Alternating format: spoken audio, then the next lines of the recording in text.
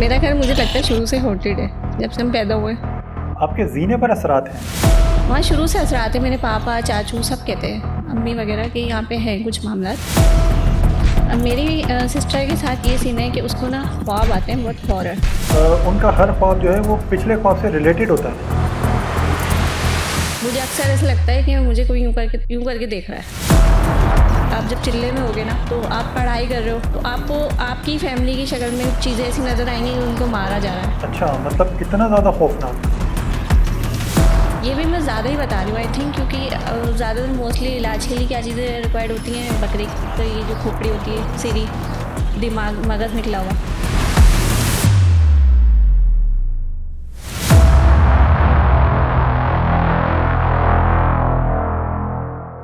आज जो इस प्रोग्राम में हमारे साथ गेस्ट मौजूद हैं, उनका नाम है महानूर साहिबा। अस्सलाम वालेकुम जी, कैसी हैं आप? वालेकुम अस्सलाम, अल्लाह का शुक्र। आप सुनाएं? जी अल्हम्दुलिल्लाह, मैं बिल्कुल ठीक। आप बताइए, इस पॉडकास्ट में आने का आपका मकसद क्या था? ये जो आपका टॉपिक है पैरानॉर्मल एक्टिविटीज़, काले जादू, जिन्नात के रिलेटेड, तो इससे भी मेरे पास कुछ स्टोरीज़ थी जो मैं आपसे शेयर करना चाह रही थी, इस चैनल के थ्रू लोगों तक पहुँचाना चाह रही थी। तो फिर देर किस बात की, आप हमें और हमारे सुनने वालों को बताएं कि आज की स्टोरी क्या है। मेरा घर मुझे लगता है शुरू से हॉन्टेड है, जब से हम पैदा हुए। क्योंकि मैं खेलती थी, हमारा डबल स्टोरी घर बना हुआ है, सेकंड पे हम रहते हैं और उसके ऊपर नहीं बना हुआ, छत है। तो जो जीना जा रहा है ना, वो हॉन्टेड है। आपके जीने पर असरात हैं?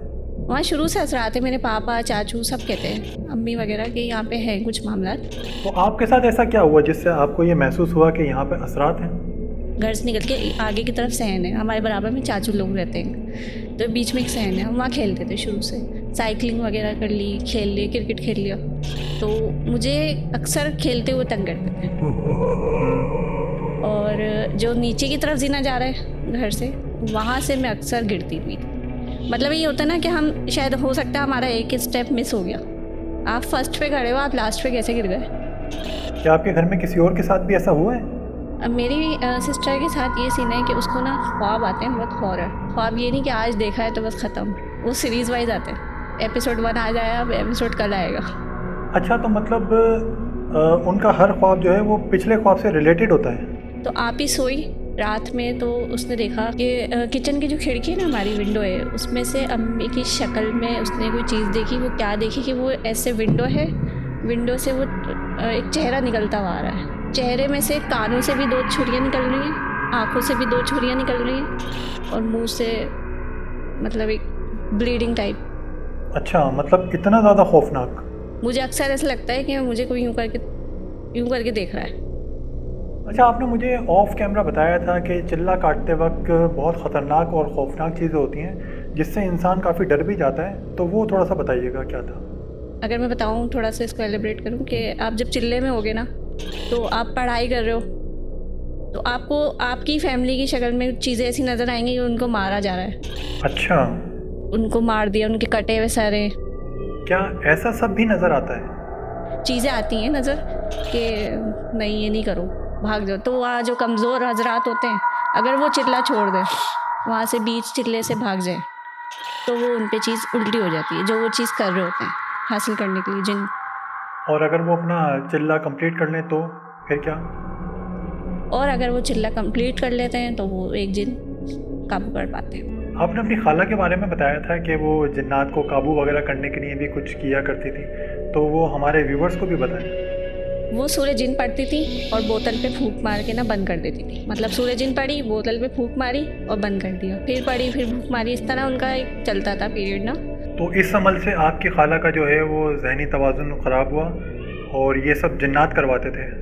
जिन्नात करवाते हैं ना, तो इंसान खुद तो नहीं करता, लेकिन वो करवाते हैं। कुछ चीज़ें ऐसी होती हैं, और कुछ ये होता है कि आपका खुद ही दिमागी तवाज़ुन ख़राब हो गया, तो आप वो चीज़ें कर रहे हो जो आपको पता ही नहीं है कि आप कर क्या रहे हो। अच्छा, मुझे ज़रा मानूर ये बताइएगा कि जिन लोगों पर असरात हो जाते हैं तो उनके उतारे के लिए क्या चीज़ें रिक्वायर्ड होती हैं, तो ये ज़रा हमें और हमारे सुनने वालों को ज़रा डिटेल में बताइएगा।